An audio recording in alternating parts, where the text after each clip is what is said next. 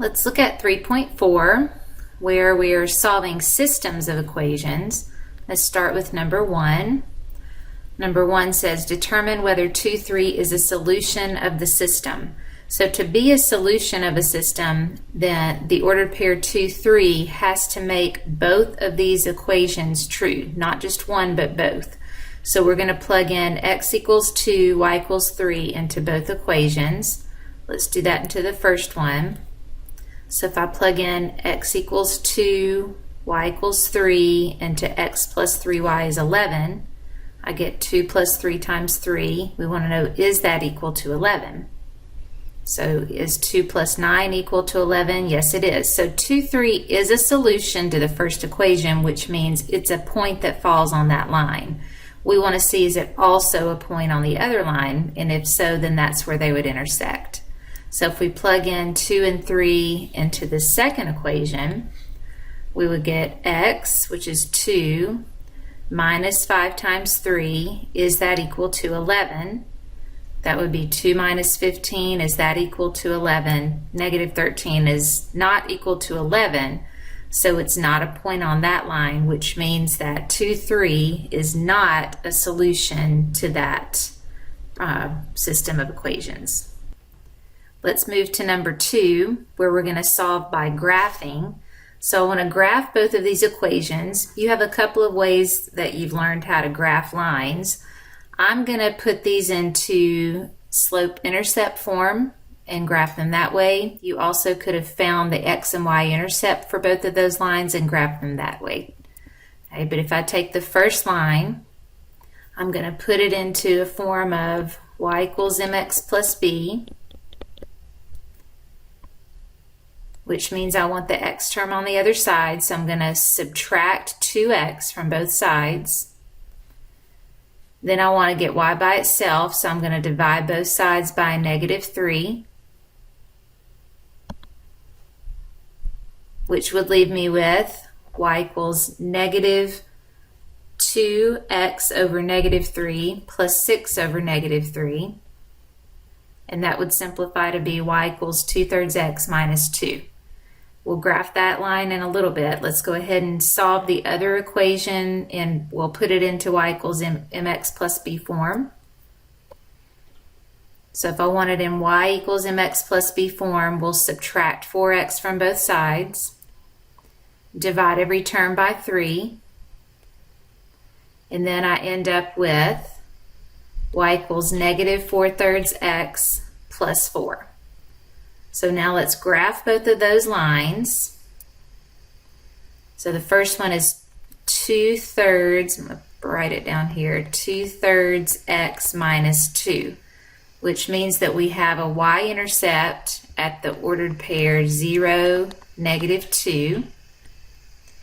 And then from that point, rise over run, I have a slope of 2/3. So I'm going to go up 2, to the right 3.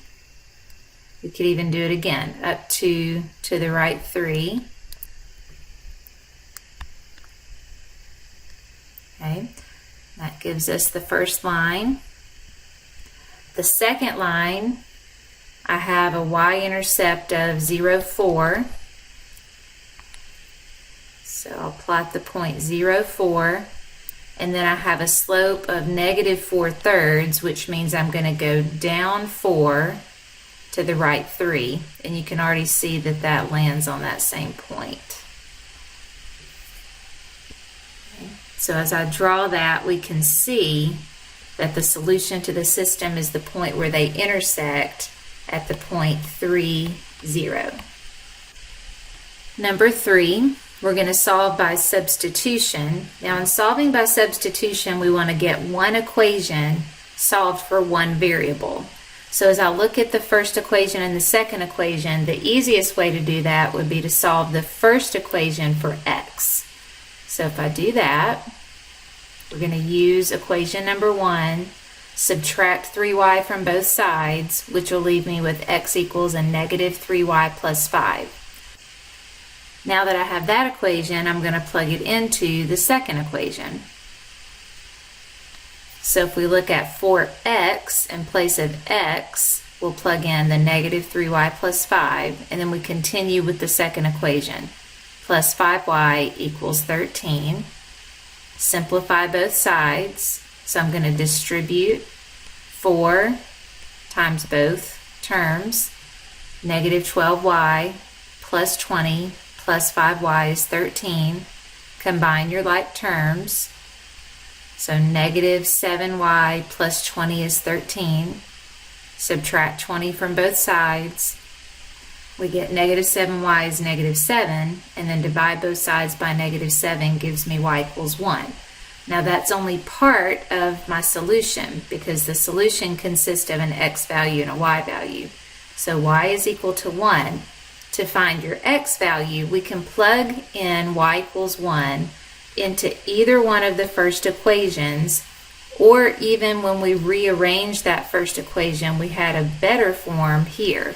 You can see that if we plug a y equals 1 in here, I won't have to move any values from the left to right hand side of the equation. So I'm going to use this form of the first equation. So if I use that and plug in y equals 1, then I'll get negative 3 plus 5 is 2. So the solution to the system is the ordered pair 2, 1.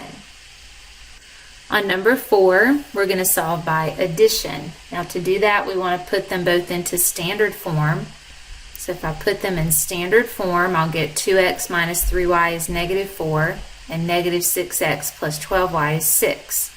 We want to try to eliminate one of the variables. So if I choose to eliminate the x values, we want these coefficients to be opposites. So if I have a negative 6, I would need a positive 6 for those to add to give me 0. So if I want this to become a positive 6, we'd have to multiply this equation, both sides, by 3. If you multiply by 3 on both sides, it doesn't change the value of your equation. Okay, so when I do that, multiply every term by 3, I would get 6x minus 9y is negative 12 with the second equation. Now, as we add them, 6x minus 6x is 0, negative 9y plus 12y is 3y, and negative 12 plus 6 is negative 6. Solve for y, and we would get y equals negative 2. Now again, that's just part of my solution. That's the y value of the ordered pair. So now I can go back to either equation. I'm just going to choose the first one, and I'm going to plug in y equals negative 2. So 2x equals 3 times negative 2 minus 4 gives me 2x is negative 6 minus 4. Keep simplifying. 2x is negative 10. X would be negative 5, so the solution is negative 5, negative 2.